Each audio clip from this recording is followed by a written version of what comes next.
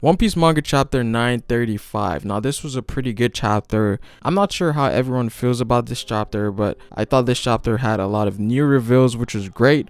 And it also confirmed a few theories that I didn't think was possible, but now that I think about it, it makes a lot more sense. And I'll talk more about this later in this video. But let's start from the beginning because there was a lot of different plot points in this chapter. The chapter starts off with the prison, and this is where we left off with Queen showing up, and this is when Luffy attacked one of the vice wardens. Now obviously, given that Luffy has committed all three offenses, he's gonna get executed. Now there seems to be a turn of events whereas the old man that Luffy saved was actually revealed to be basically the king of the underworld when it comes to Wano, and this was about 20 years ago, and you can definitely say that he's lost some weight because he does not look anything like he was 20 years ago, because back then the guy looked, his design was pretty beastly. But it seems like he's gonna play a role into Luffy escaping the prison. Now obviously Luffy has to escape somehow, but I don't think it's going to be that easy, especially with Queen in there. But there is a chance that a fight could happen, and that's pretty high because we also have Raizo in there as well. But not only that, it was finally revealed that the mysterious individual that was in the jail cell was indeed Kamawatsu.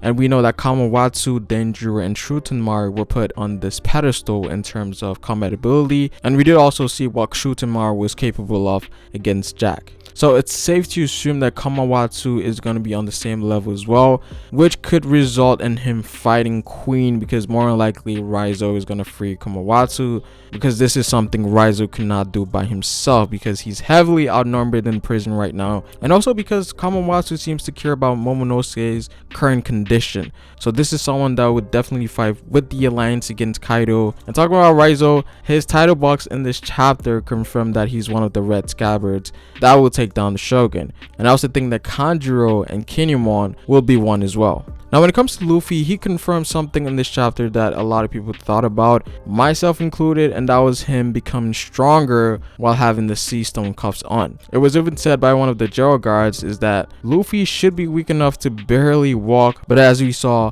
Luffy's taking out jail vice wardens with ease. Obviously some form of growth with Luffy has happened, both in terms of devil fruit ability and haki, as well as, physical strength. Now Luffy says something very interesting and something that I had hints about before, but I wasn't sure if Oda was going to implement that in. Now Luffy states that he's not able to use haki. Now it sounds weird at first, but I think there's valid reasons for this. First of all, we have to realize that Sea Stone pretty much negates the abilities of devil fruit users, which also makes the user extremely weak. And I think because the devil fruit power is getting negated, the user also loses control of haki. Because when you look at it in the sense of what devil fruits are, these are souls or spirits that use devil fruits or fruits as a vessel.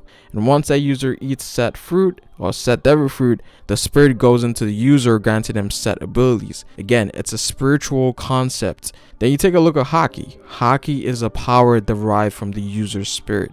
I think some of you guys probably know where this is going. So in this case, Sea Stone would not only take a toll on the user's devil fruit abilities, but also on the control the user has over haki, because these two things are intertwined. Now I think this only happens to devil fruit users specifically. So Sea Stone would have no effects on people who don't have devil fruit abilities.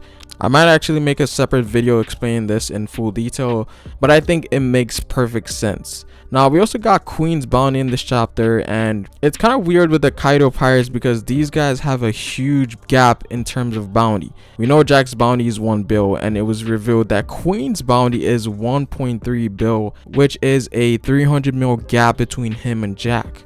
And that's a lot different from the Big Mom Pirates, whereas with the Sweet Commanders, the commanders have at most 100 mil gap. Obviously we know bounty doesn't mean strength, and I still think Katakuri is stronger than Queen regardless of the bounty differences, but this goes to show the nature of the Beast Pirates, where these guys have evil tendencies when it comes to how they handle things. And we've seen so many examples with Jack, and so these other calamities are going to follow that same thing. And so I think King is probably going to have a higher bounty than Luffy, just going off of the gap between Queen has with Jack. And that would definitely put some hype around Queen, even though Luffy's probably on the same level as Katakuri and, you know, King. But still, that would be hype to see someone that's not a Yonko who has a higher bounty than Luffy. But overall, this was a pretty good chapter. I definitely want to see how things are going to play out from here on out. And also, the Nami Robin scene was amazing. I think that's going to be better when it shows up in the anime though. Again, just my quick thoughts on this chapter. Comment down below what you guys think. Like the video if you liked it. And subscribe for more One Piece content on this channel. It is Pharaoh, and I will see you guys later. Peace.